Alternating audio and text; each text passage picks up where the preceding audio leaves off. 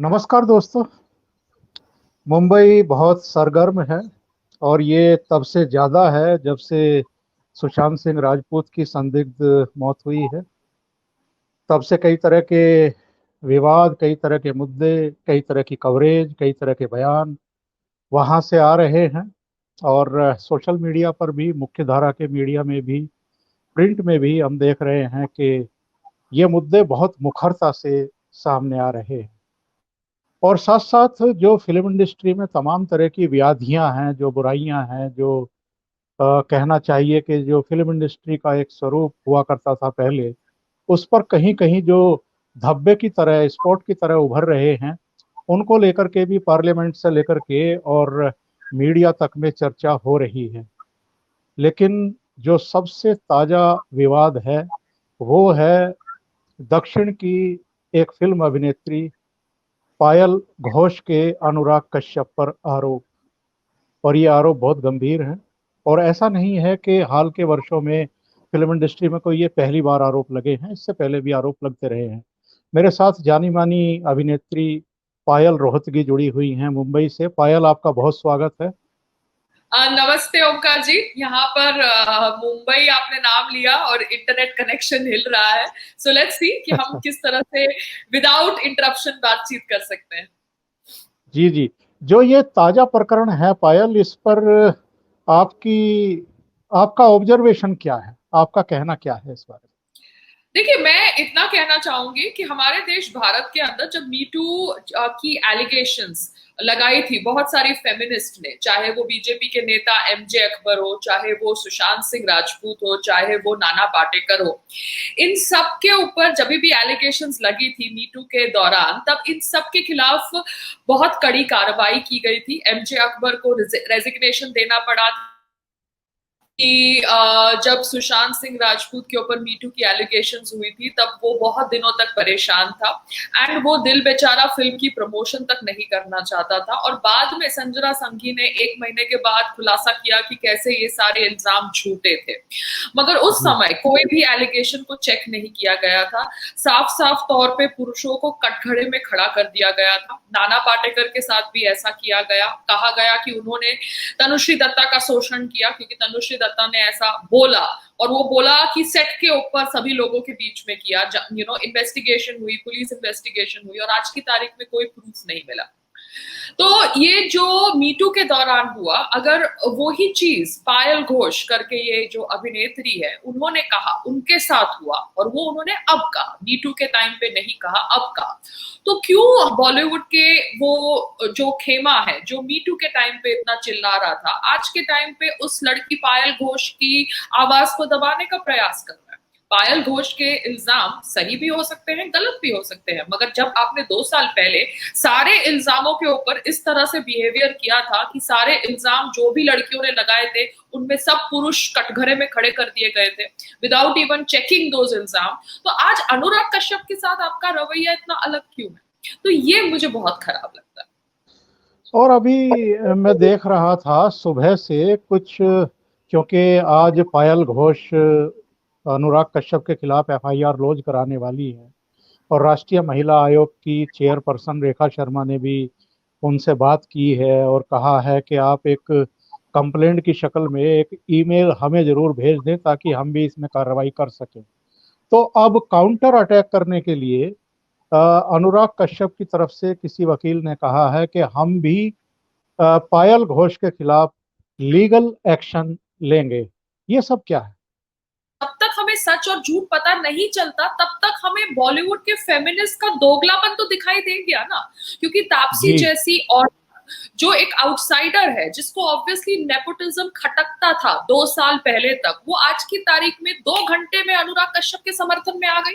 क्यों उसने नहीं बोला कि अनुराग कश्यप के खिलाफ भी जांच की जाए, ये जांच में अगर वो गिल्टी फाउंड होते हैं तो सजा मिली जाए, अगर गिल्टी फाउंड नहीं होते हैं तो लड़की के खिलाफ कार्रवाई की जाए। बिकॉज मैं यहाँ पर ब्लाइंडली किसी को भी कटघरे में खड़ा नहीं करना चाहती, क्योंकि यहाँ पर आप जेंडर इक्वालिटी को भी सपोर्ट करते हैं और मैं करती हूँ जेंडर इक्वालिटी को सपोर्ट।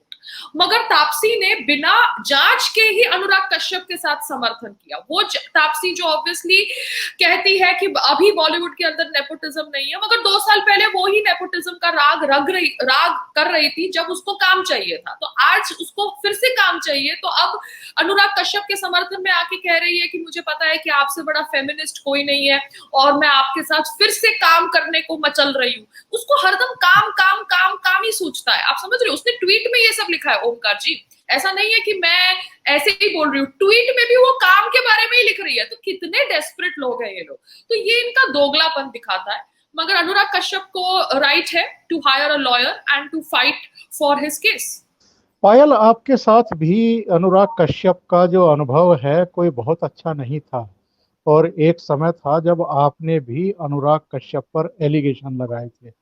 वो क्या घटना हुई थी? मैंने एलिगेशन लगाया था दिबाकर बैनर्जी के ऊपर। अनुराग ओके। कश्यप उनके दोस्त थे, सुधीर मिश्रा उनके दोस्त थे, एकता कपूर उनकी दोस्त थी। तो जब मैंने दिबाकर के ऊपर एलिगेशन लगाया था, क्योंकि दिबाकर ने मेरे साथ मिसबिहेवियर किया था एंड वो मेरा दोस्त था, तो अनुराग कश्यप, सुधीर मिश्रा, जिनको मैं जानती थी, उन लोगों ने मेरी बात सुने बिना अनुराग ने मुझे पागल का दर्जा दे दिया। सुधीर मिश्रा ने मेरे खिलाफ जाके वर्सोवा पुलिस स्टेशन में एफआईआर दर्ज कर दी, जब मैं उसे फोन करके कह रही थी कि आप लोग मेरे साथ क्यों नहीं खड़े। क्योंकि मैं भी एक दौर से गुजर रही थी जहां पर मैं छोटी बजट फिल्मों से बड़ी बजट फिल्मों में ट्रांजिशन करना चाहती थी। मगर जब मैं छोटी बजट की फिल्में करती थी तो उन फिल्मों के अंदर मुझे कास्टिंग काउच का एक्सपीरियंस नहीं हुआ। मगर जैसे ही मैं अपना ट्रांजिशन करने का प्रयास कर रही थी, मैंने कास्टिंग काउच एक्सपीरियंस किया।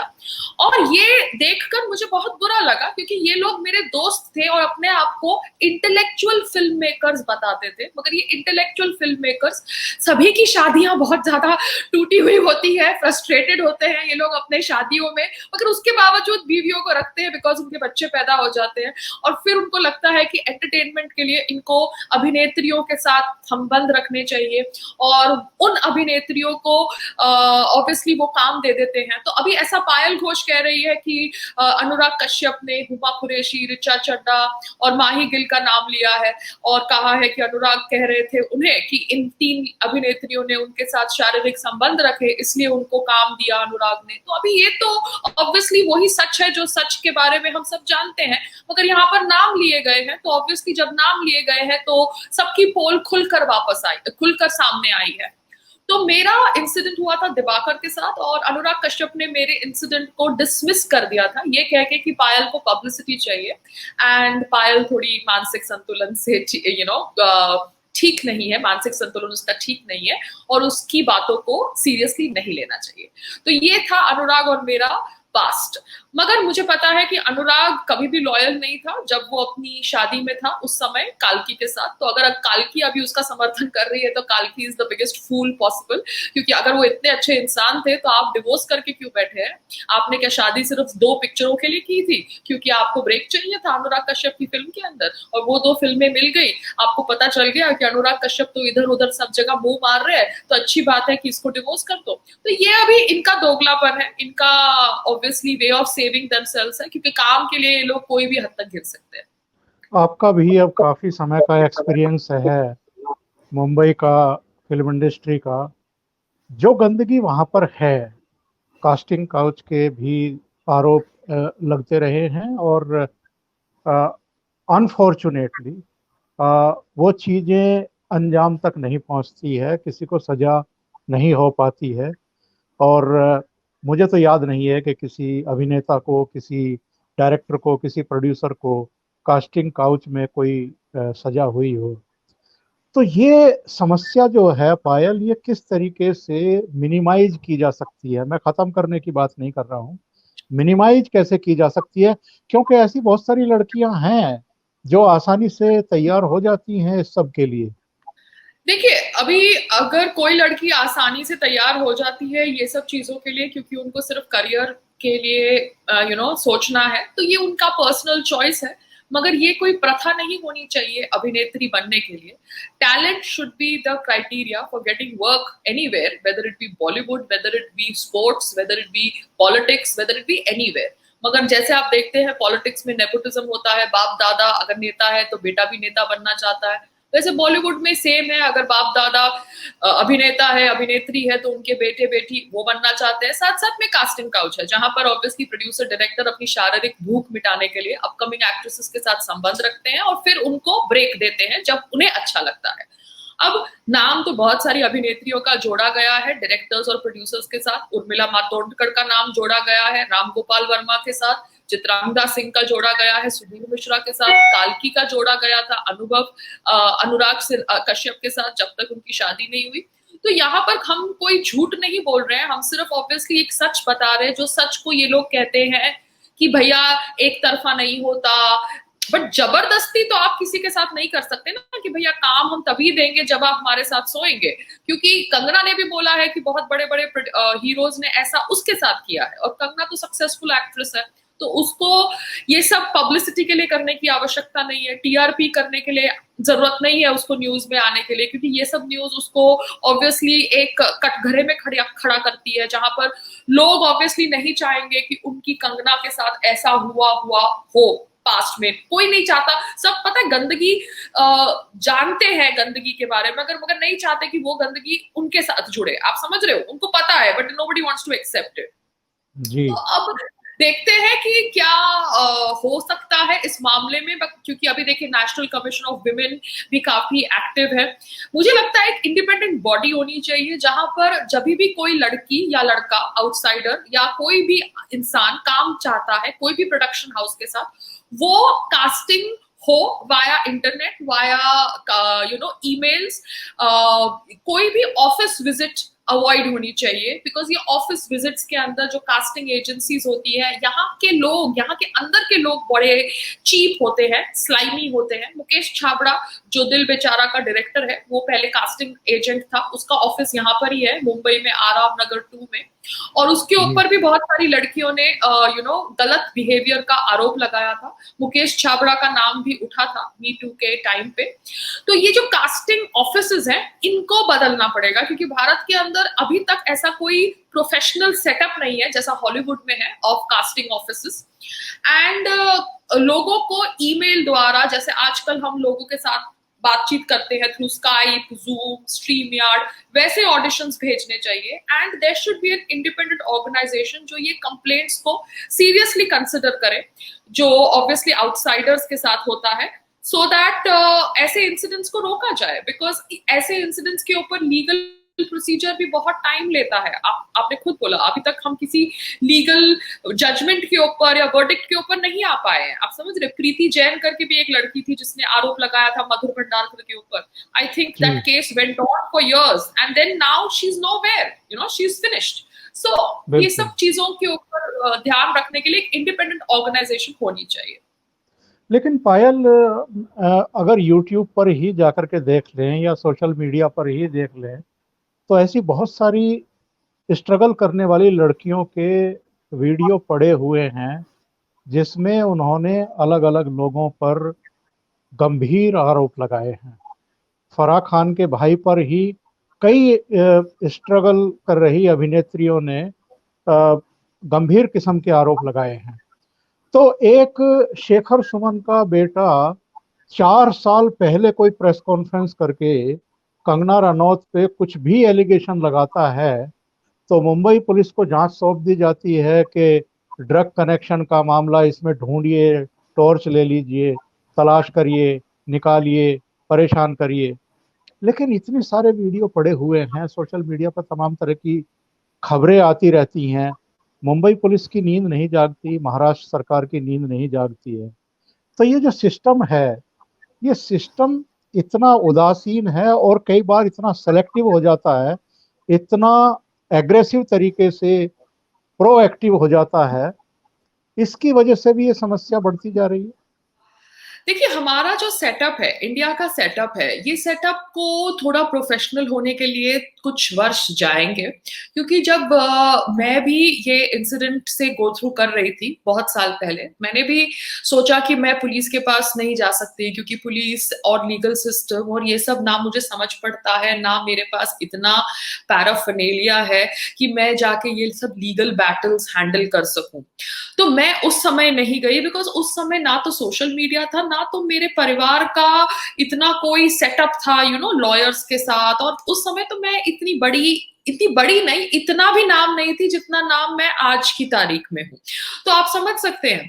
तो मुझे लगता है कि अभी सिचुएशन थोड़ी चेंज इसलिए भी हो रही है क्योंकि सोशल मीडिया का जमाना है, हम लोग इजीली इंफॉर्मेशन को अपलोड कर सकते हैं पब्लिक प्लेटफॉर्म पर।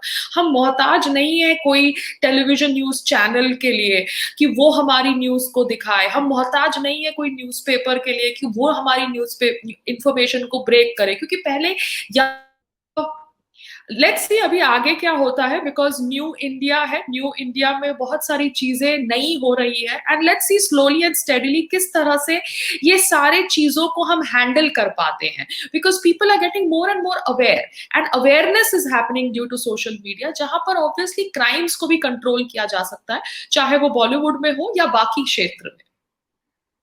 अभी मैं देख रहा था कि सपना भावनानी जो बिग बॉस सीजन 6 में 2012 में प्रतिभागी थी, उनका भी कल बयान आया कि मेरे साथ भी शारीरिक, मानसिक और सेक्सुअल हरेसमेंट हुआ है, और जिस शख्स ने ये किया था, मैं अब उसके खिलाफ एक्शन लेने के लिए मानसिक तौर पर तैयार हुई हूँ, क्योंकि जो ये नया मामला मैंने पढ़ा है वो जम्मू कश्मीर में कहीं थी, बारामूला वगैरह में। तो वहीं से उसने अपना अपडेट किया ट्विटर पर कि मैं इस पर एक्शन लूंगी। इतना समय क्यों लेती हैं लड़कियां? इतने समय तक क्यों घुट घुट के रहती हैं? अगर उनके साथ कहीं भी मिसबिहेव हुआ है, कहीं भी ऐसा हुआ है जो अनवांटेड है, जो उनकी इच्छा के खिलाफ है, जिसको हम यौन शोषण भी कह सकते हैं, बलात्कार भी कह सकते हैं, आपकी इच्छा के खिलाफ आपको कोई छू भी रहा है तो मैं तो उसको भी रेप ही मानता हूँ। ये नहीं है कि फिजिकली जब कोई अ, वो हरकत करे तभी आप उसको रेप मानेंगे। तो लड़कियां क्यों चुप रह जाती हैं? अपने कैरियर की वजह से? कुछ सोशल हमारे सिस्टम ऐसा है कि उसमें हम लोग उलझ जाते हैं, परिवार वाले, दोस्त, दूसरे लोग रोक देते हैं, टोक देते हैं, करियर तबाह हो जाएगा, ऐसा हो जाएगा। लेकिन इसकी वजह से, यानी चुप रहने की वजह से, इन लोगों के हौसले बुलंद होते चले जाते हैं। जी हाँ, देखिए चुप रहने की वजह से सबके हौसले बुलंद होते हैं, चाहे वो पुरुष हो चाहे वो औरत हो। मगर देखिए अभी कंगना ने जैसे बोला, अभी कंगना एक सक्सेसफुल एक्ट्रेस है, तो कंगना बोल सकती है कि जब मैं स्ट्रगल कर रही थी तब हीरोज ने मेरे साथ ऐसा किया। उसको नहीं है डर कि मेरे साथ कोई शादी करे ना करे, मेरी लाइफ में आगे मैं बच्चे रखूं ना रखूं, शी इज बियॉन्ड दैट। बहुत सारी लड़कियां डरती है कि मैं अब ये बोलूंगी तो आगे जाके मेरे साथ कोई शादी नहीं करेगा, बिकॉज हम कहीं ना कहीं अभी तक है पुरुष प्रधान देश के अंदर। मैं ये नहीं कहूंगी कि हमारा पूरा सेटअप बदल गया है, क्योंकि जो हमारे देश की फेमिनिस्ट हैं वो बहुत इडियोटिक है, वो अभी तक ना खुद के कॉजेस के लिए लड़ पाई है और उन्होंने फेमिनिज्म का मजाक बना दिया है। तो मैं कहूंगी कि लड़की के साथ अगर कुछ गलत होता है तो वो लड़की सोचती है कि मैं इसके बारे में बोलूं ना बोलूं, मेरे माँ बाप को उस प्रेशर से गो थ्रू कराऊं ना कराऊं। ग्लैमर इंडस्ट्री में लड़कियां थोड़ी बोल्ड हो जाती है, और डिपेंड भी करता है लड़की के नेचर के ऊपर, क्योंकि मैं देखिए मैं हरदम ही एक अपफ्रंट लड़की रही हूँ, एंड मेरे लिए इसलिए भी काफी डिफिकल्ट रहा है ये जर्नी बॉलीवुड के अंदर, क्योंकि लोग एक्सपेक्ट करते हैं कि एक्ट्रेसेस थोड़ी डम होनी चाहिए और डम बिहेव करनी चाहिए। अगर आप डम हो भी नहीं तो बिहेव तो डम करो ही करो, मगर ना मेरे से वो होता है एक्चुअली। एंड ना मैं ये कर पाती हूँ, क्योंकि मैं समझती हूँ कि मैं अगर निजी जिंदगी में भी एक्टिंग करूं और स्क्रीन के ऊपर भी एक्टिंग करूं तो ये मेरे से पॉसिबल नहीं है। मैं जैसी हूं एटलीस्ट मैं वैसी तो जिंदगी जीना चाहती हूँ, एक्टिंग करूं वो दूसरी बात है।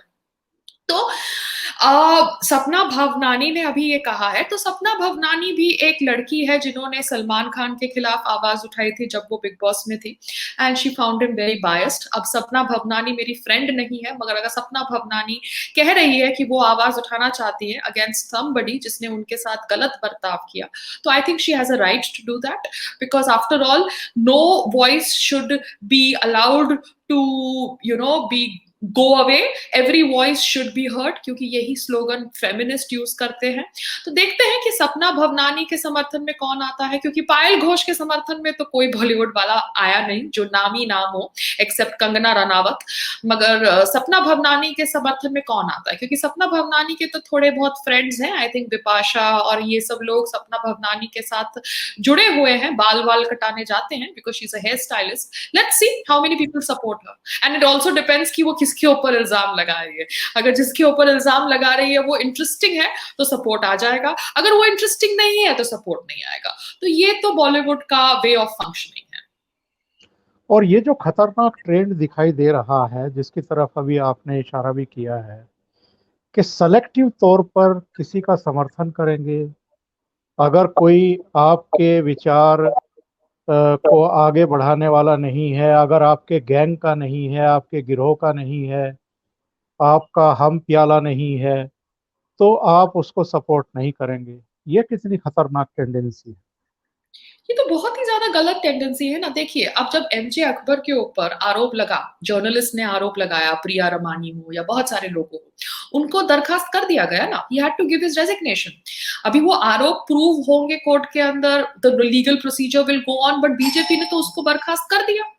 साथ साथ में जब कुलदीप सिंह सेंगर के ऊपर आरोप लगा, वो पहले समाजवादी पार्टी में था, फिर बीजेपी से जुड़ा, वो आज की तारीख में जेल में है ना। तो ये लोग क्यों नहीं समझते कि हम सोशल मीडिया के जमाने में है, अगर किसी के ऊपर आरोप लग रहा है और वो आरोपी बीजेपी से है, तो बीजेपी पार्टी उसको दरखास्त कर देती है। मगर इसके बावजूद इनको सिर्फ वही आरोपियों पे इंटरेस्ट है जो आरोपी बीजेपी से जुड़े हुए हैं या मोदी समर्थक है, इनको बाकी आरोपियों से कुछ इंटरेस्ट नहीं है। तो ये फेमिनिस्ट का दोगलापन है, क्योंकि आप नाना पाटेकर के खिलाफ खड़े रहते हो तो आप अनुराग कश्यप के खिलाफ क्यों नहीं खड़े रहते। आखिर में मैं ये एक सवाल पूछना चाह रहा था कि योगी आदित्यनाथ ने अभी 3 दिन पहले घोषणा की है कि हम उत्तर भारत में दिल्ली के बिल्कुल नज़दीक नोएडा, ग्रेटर नोएडा और यमुना एक्सप्रेसवे के पास 12,000 एकड़ भूमि में देश की सबसे खूबसूरत फिल्म सिटी बनाने जा रहे हैं। मधुर भंडारकर ने उनसे कल मुलाकात की है। आज उनकी कई डायरेक्टर, प्रोड्यूसर्स से और कुछ एक्टर्स से मुलाकात है लखनऊ में। कुछ टेली कॉन्फ्रेंसिंग के जरिए उनके साथ जुड़ने वाले हैं। ये जो स्टेप है, इसका बहुत सारे लोगों ने स्वागत किया है। खास तौर से ऐसे लोगों ने तो बड़ा इसको वेलकम किया है जो लोग बॉलीवुड में, मुंबई में कई तरह के पक्षपातपूर्ण रवैये का शिकार होते आए हैं। चाहे नेपोटिज्म हो, चाहे ये तमाम तरह की बुराइयां हो जिसको हम मूवी माफिया के तौर पर देख रहे हैं, ड्रग माफिया के तौर पर देख रहे हैं। कुछ घराने हैं, सामंतवादी सोच है। जया बच्चन जैसी पूर्व अभिनेत्री संसद में खड़ी होकर के कह देती है कि जिस थाली में खाते हैं उसी में छेद करते हैं। ये जो सामंती सोच है। और रणवीर शोरी ने बड़ा अ, कमाल का जवाब दिया है कि जी, थाली तो आप अपनी संतानों के लिए सजाती हैं, हम जैसों के लिए तो हिस्से में तो टुकड़े आते हैं।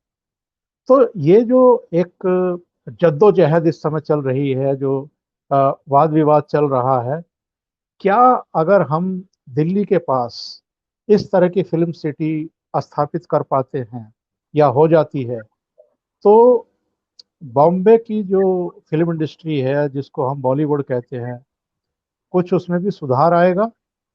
देखिए, मुझे तो ये पहल अच्छी फिल्म्स, हर लैंग्वेज की films they comprise of Indian film industry, मगर बॉलीवुड ने एक तरह की मोनोपोली कर ली है। हॉलीवुड में ऐसा नहीं है, मगर बॉलीवुड समझता है कि वो कंट्रोल करता है इंडियन फिल्म इंडस्ट्री। बॉलीवुड तो सिर्फ एक हिस्सा है इंडियन फिल्म इंडस्ट्री का, क्योंकि देखिए, भारत के अंदर लिबरल्स और सेक्युलर्स हिंदी भाषा को भारत की नेशनल लैंग्वेज बनाने से प्रोटेस्ट करते हैं। ठीक है, उनको नहीं पसंद कि हिंदी भाषा को भारत की नेशनल लैंग्वेज बनाना चाहिए, तो फिर बॉलीवुड जो सिर्फ हिंदी फिल्में बनाता है उसको क्यों भारत की फिल्म इंडस्ट्री का दर्जा दिया जाता है? वो भारत की फिल्म इंडस्ट्री का एक छोटा सा हिस्सा है। उन्होंने अभी तक, बॉलीवुड ने अभी तक सिर्फ पाकिस्तानी आर्टिस्ट को प्रमोट किया है और पाकिस्तान के साथ अमन की आशा को प्रमोट किया है। साथ साथ में बॉलीवुड के अंदर ड्रग्स का सेवन होता है, बॉलीवुड के अंदर कास्टिंग काउच है, बॉलीवुड के अंदर नेपोटिज्म है। तो बॉलीवुड को हमने इतना सर पे क्यों बिठा कर रखा है? बॉलीवुड को भी उसकी औकात पता चलनी चाहिए। जो लोग बात करते हैं कि जिस थाली में खाते हो उस थाली में छेद करते हो, उन लोगों से उनकी थाली ही छीन लो, उनको भी मेहनत करने दो जैसे एक आउटसाइडर मेहनत करता है, छोटे शहर से आकर स्ट्रगल कर कर, फ्री में काम कर कर, 20-20 घंटे काम कर कर, एकता कपूर के प्रोडक्शन हाउस में या महेश भट्ट के प्रोडक्शन हाउस में, और फिर जाके अपना नाम कमाकर फिर 2 पैसे कमाता है। तो बॉलीवुड को उसकी औकात दिखाने के लिए भारत के जितने भी विभिन्न स्टेट्स हैं, उन स्टेट्स के अंदर फिल्म सिटी बननी चाहिए। मुंबई की फिल्म सिटी के ऊपर कोई सोने हीरे जवाहरात नहीं जड़े हुए हैं। एज इट इज मुंबई बहुत ज्यादा ओवर क्राउडेड है, कंजेस्टेड है। रोड्स का हाल देख लिया आपने बारिश के समय, ये हर साल का ड्रामा है, चाहे कोई भी सरकार हो। बीएमसी को रोड से कुछ लेना देना नहीं है, बीएमसी को कंगना के ऑफिस से बहुत कुछ लेना देना है। तो ये जो मुंबई के अंदर पॉलिटिक्स होती है, ये पॉलिटिक्स को मद्देनजर रखते हुए मुंबई के अंदर ये जो फिल्म सिटी है वो एक पैथेटिक सेटअप है, क्योंकि मैं शूटिंग पे जा चुकी हूँ वहां पर, ऐसा नहीं है कि मैं नहीं जा चुकी हूँ। इतना पैथेटिक मेंटेनेंस है, कोई सिक्योरिटी नहीं है, कुछ नहीं है, बकवास है। तो हम क्यों नहीं बाकी क्षेत्रों के अंदर जहां पर हमारे पास स्पेस है, पैसा है, इंफ्रास्ट्रक्चर है, वहां पर फिल्म सिटी बनाए?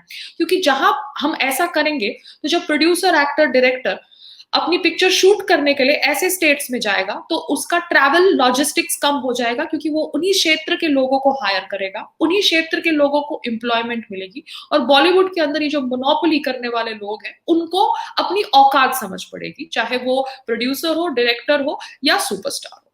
तो I think this is a good step. Let's wait and watch for the final product. बहुत धन्यवाद पायल, आप जुड़ी और इतना समय आपने दिया मुझे, बहुत थैंक बहुत यू धन्यवाद। So much. नमस्ते thank ji. You. Thank bye.